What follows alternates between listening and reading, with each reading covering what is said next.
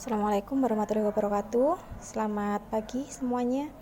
Hari ini kita akan melanjutkan materi kita pada pertemuan yang kemarin. Jadi kalau kemarin itu kita sudah mempelajari tentang aset tetap, mulai dari pengertiannya, kemudian ciri-cirinya, bahkan sampai dengan menghitung harga perolehannya. Hari ini kita akan masuk ke materi baru, masih berhubungan dengan aset tetap, yaitu tentang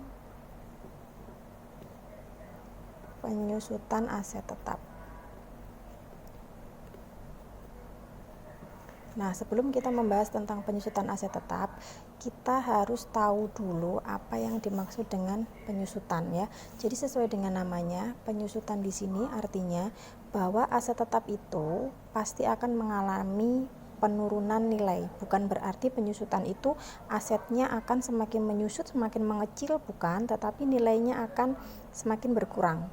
Suatu contoh misalnya 2 tahun yang lalu, katakanlah tahun 2018, misalnya kalian membeli sebuah HP baru dengan harga HP baru katakanlah harganya 2 juta. Nah, kemudian sekarang tahun 2020 HP ini mau dijual. Nah, ketika HP ini dijual, apakah harganya masih 2 juta? Jawabannya tentu tidak. Kenapa tidak? Karena HP ini sudah mengalami penurunan manfaat atau penurunan nilai. Jadi setelah 2 tahun digunakan, HP yang kemarin itu dibeli dengan harga 2 juta, sekarang itu nilainya bisa menjadi lebih kecil. Kenapa kok lebih kecil? Karena mungkin yang dulu lancar sekarang sudah mulai agak lemot, atau mungkin dari baterainya yang dulu bisa bertahan sampai dengan 12 jam sekarang selama 5 jam harus dicas ulang, atau mungkin layarnya yang dulu itu mulus sekarang mulai ada goresan. Nah, karena penggunaan selama 2 tahun yang menyebabkan berkurangnya manfaat dari aset tetap itu, atau contohnya di sini HP, maka nilainya akan turun. Nah, turunnya nilai dari aset tetap inilah yang disebut dengan penyusutan. Gitu ya. Ada beberapa hal yang akan mempengaruhi besarnya penyusutan. Yang pertama adalah harga perolehan. Jadi harga perolehan itu adalah harga dari aset tetap ketika kita mendapatkannya. Entah itu kita membeli, kita merakit atau membuat sendiri, atau mungkin bahkan juga hibah. Kemudian yang kedua, selain harga perolehan, yang mempengaruhi nilai penyusutan adalah nilai residu. Nilai residu ini disebut juga dengan nilai sisa. Artinya ketika aset tetap itu sudah habis masa manfaatnya, sudah selesai digunakan, masih laku dijual enggak? Masih ada nilainya enggak? Nah, itu namanya nilai residu.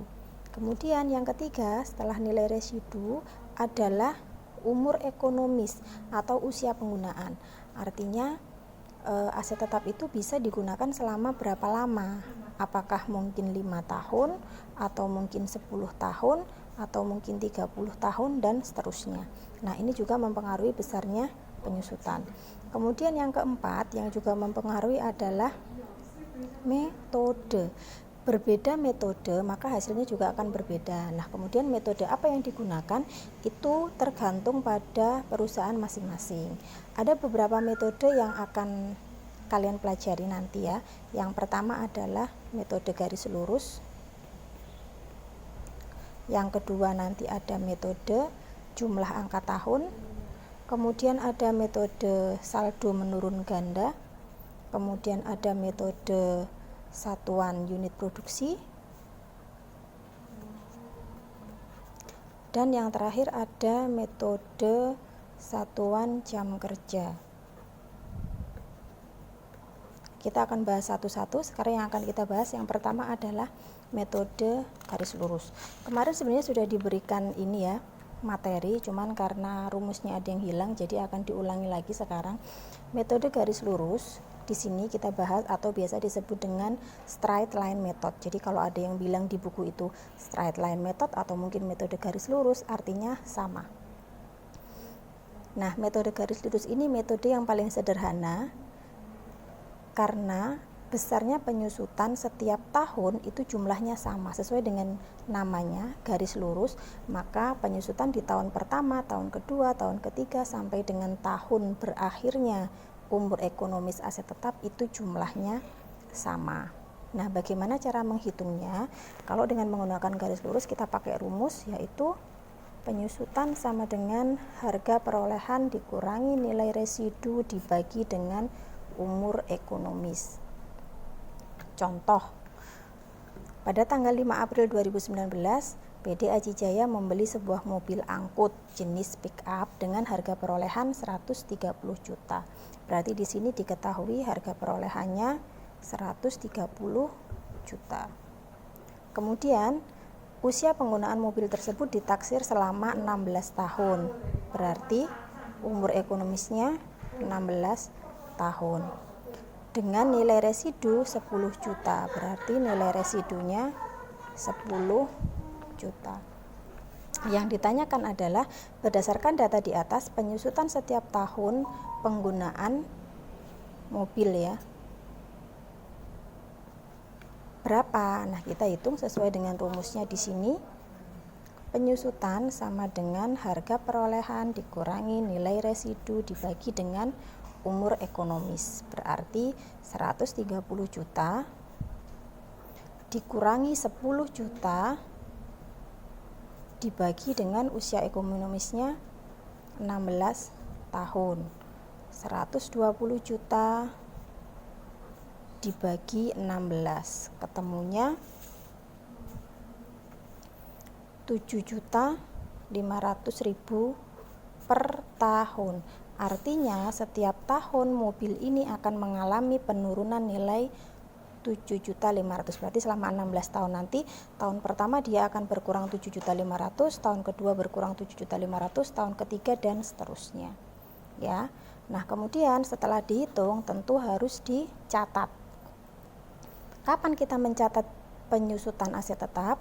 Penyusutan aset tetap dicatat setiap akhir periode atau akhir tahun, berarti tanggal 31 Desember.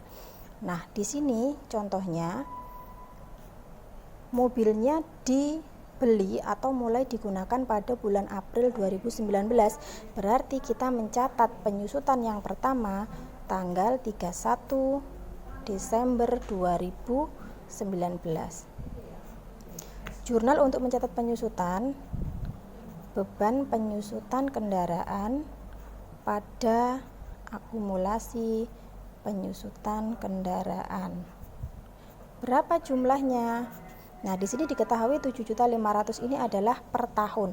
Nah, karena tahun 2019 ini tidak full 1 tahun, tetapi mulai April, berarti kita hitung dulu di sini. Tahun 2019 berarti penyusutannya April sampai dengan Desember. Berapa bulan itu? April, Mei, Juni, Juli, Agustus, September, Oktober, November, Desember. Berarti 9 bulan. Ngitungnya 9/12 dikalikan jumlah penyusutan per tahun. Dikalikan 7.500.000. Hasilnya berapa? 5.625. Berarti tahun 2019 penyusutannya adalah 5.625. Jurnalnya 31/12 tahun 2019, beban penyusutan kendaraan pada akumulasi penyusutan kendaraan sebesar 5.625.000. Ya. Kemudian nanti tahun 2020 dicatat lagi, tentu dicatat lagi. Tahun 2020 di sini ya. Misalnya 2020, karena 2020 itu dipakai mulai Januari sampai Desember, berarti kan 1 tahun. 1 tahun berarti penyusutannya 7.500.000. Berarti nanti tahun 2020 jurnalnya tanggal 31 Desember tahun 2020, beban penyusutan kendaraan pada akumulasi penyusutan kendaraan sejumlah 7.500.000. Sampai sini paham nggih? Kalau enggak paham nanti kalian bisa japri atau bisa tanyakan. Nah, selain dicatat ke dalam jurnal, penyusutan juga dicatat ke dalam kartu penyusutan. Nah, bentuknya seperti ini. setiap aset tetap yang mengalami penyusutan itu pasti memiliki kartu penyusutan ya. Di sini semua aset tetap kecuali tanah itu mengalami penyusutan. Kenapa tanah tidak mengalami penyusutan? Karena tanah tidak mengalami penurunan manfaat. Jadi meskipun dia dipakai selama bertahun-tahun, kita memiliki tanah selama mulai tahun 2001 sampai 2010 sampai 2020, maka nilainya sama, dia nggak akan menurun, nggak seperti HP tadi contohnya yang baterainya semakin ngedrop, kemudian layarnya mungkin baret, kemudian kecepatannya juga semakin lemot. Nah, kalau tanah nggak mengalami itu semua, makanya tidak dilakukan penyusutan. Nah, bagaimana mengisi kartu penyusutan? Kita isi dulu nama asetnya sesuai dengan contoh tadi ya. Jadi di sini jenis asetnya adalah mobil angkut. Kita isi mobil angkut. Kemudian tahun perolehannya 2019, mulai dioperasikan bulan April, kemudian harga perolehannya 130 juta, metode penyusutannya garis lurus, terakhir nilai residunya 10 juta. Terus kemudian diisi di sini yang pertama, berarti tahun 2019 beban penyusutannya sesuai yang sudah kita hitung tadi. Tahun 2019 berarti 2019 5.625. Catat.